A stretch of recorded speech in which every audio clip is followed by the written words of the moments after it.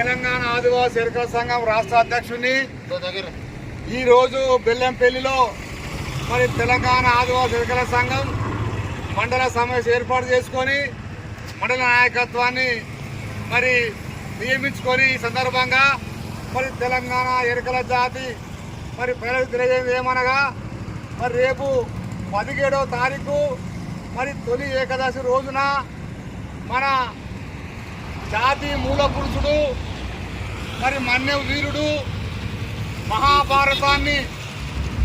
గడలాడించినటువంటి మన ఎరుకల ముందు బిడ్డ ఏకలవ్యుని యొక్క జయంతి కార్యక్రమాన్ని తెలంగాణ వ్యాప్తంగా 33 జిల్లాల్లో ఏర్పాటు చేయాలని చెప్పేసి తెలంగాణ ఆదివాసీ ఎరుకల సంఘం రాష్ట్ర తరఫున మేము పిలిపిస్తూ ఉన్నాం. కాబట్టి ఈ రాష్ట్రంలో దేశంలో మరి ఎన్నో సామాజిక మరి విప్లవ నాయకులు ఉన్నారు.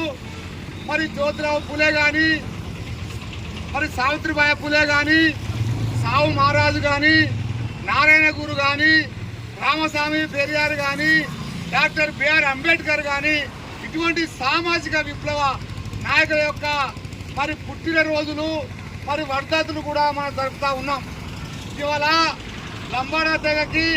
సేవలాల్ మహారాజును ఏ రకంగా గౌరవించుకుంటున్నారో ఇవాళ ఆదివాసులు ఏ రకంగా కొమరం భీమును ఏ రకంగా వాళ్ళు గౌరవించుకుంటున్నారో అదే పద్ధతిలో ఇవాళ ఆదివాసీ ఎరుకల జాతి మొత్తం కూడా మరి ఏకలవ్యుని యొక్క వారసత్వాన్ని